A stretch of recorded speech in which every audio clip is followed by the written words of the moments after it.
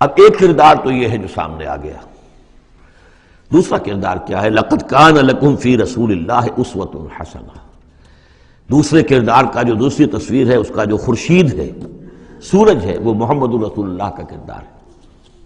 فرمایا اے مسلمانوں، تمہارے لیے اللہ کے رسول میں ایک اسوہ ہے، نمونہ ہے، بہترین نمونہ۔ اب یہ بات نوٹ کرنے کی ہے کہ یہ آیت ہمارے ہاں سیرت کی تقاریر ہوں، کوئی میلاد کی محفلیں ہوں، کوئی وعظ ہو، تو اس میں بہت پڑھی جاتی ہے یہ آیت اسوہ حسنہ۔ لیکن عام طور پر ہمارے ہاں اسوہ حسنہ کیا ہے؟ چھوٹی چھوٹی سنتیں، ان کا تذکرہ ہوگا۔ مسواک کرنا بھی اسوہ ہے، ٹھیک ہے اسی طریقے سے اور سنتیں ہیں۔ مسجد میں داخل ہو تو داہنا پاؤں آگے آنا چاہیے، بایاں نہیں، ٹھیک ہے، ہونا چاہیے، ایک شخص کو کرنا چاہیے، اہتمام کرنا چاہیے، حضور کا یہی معمول تھا۔ یہ سب بھی اسوے میں شامل ہے۔ اصل اسوہ یہ ہے کفر کے مقابلے میں جان ہتھیلی پر رکھ کر میدان میں آنا، یہ ہے اسوہ۔ یہ اسوہ ہماری نگاہوں سے اوجھل۔ محمد رسول اللہ کا مثالی کردار کس اعتبار سے؟ جب بھوک تھی شدید، حضور کو بھی بھوک تھی اور فاقہ تھا۔ جب صحابہ نے آ کے شکایت کی کہ حضور اب ناقابل برداشت ہو گئی ہے یہ بھوک، دیکھیے ہم نے اپنے پیٹوں پر پتھر باندھے ہوئے ہیں تاکہ یہ کہ معدے کو وہ جو ہنگر کنٹریکشنز ہوتی ہیں وہ نہ ہو، اس کو کم سے کم جھوٹا ہی صحیح ایک دلاسا ہو کہ کچھ بوجھ ہے میرے اوپر، وہ بوجھ چاہے پتھر کا ہو، کھانے کا نہ ہو۔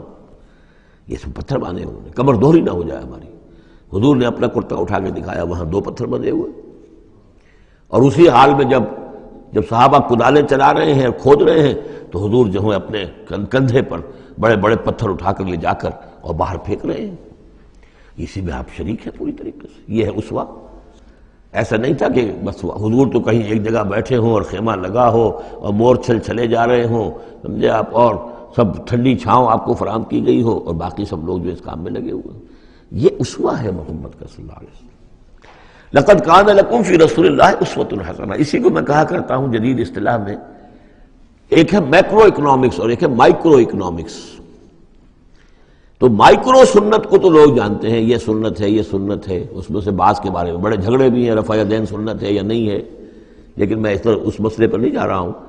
لیکن میکرو سنت جو ہے، سب سے بڑی سنت جو ہے، وہ تو یہ ہے کہ وحی کے آغاز کے بعد سے لے کر 40 برس کی عمر کے بعد سے لے کر حضور نے ایک لحظہ، ایک منٹ معاش کی جد و جہد میں صرف نہیں کیا۔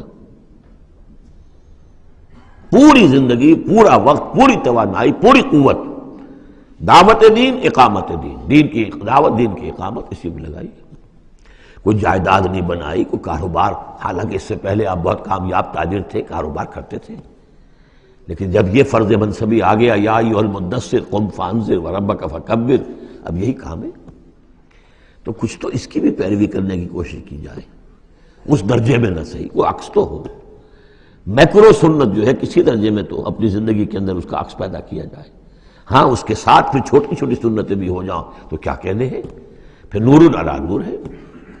لیکن یہ اس میکرو سنت کا تو ہے ہی نہیں، اپنے تو ساری توانائی، ساری طاقت، سارا وقت دنیا بنانے میں۔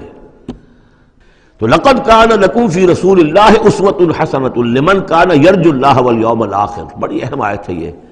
اسوہ تو حضور کا اپنی جگہ پر مکمل ہے، کامل ہے، لیکن یہ کس کے لیے اسوہ ہے؟ جو یہ 2 شرطیں پوری کرے، 3 شرطیں، جو اللہ سے ملاقات کا امیدوار ہے، اللہ سے محبت کرتا ہے اور یوم آخر پر یقین رکھتا ہے، اور ذکر اللہ کثیرا، اور ذکر کرتا ہے اللہ کا کثرت کے ساتھ۔ یہ بالکل وہی بات ہے کہ قرآن مجید تو ہدایت ہے پوری نوع انسانی کے لیے، ھدی للناس۔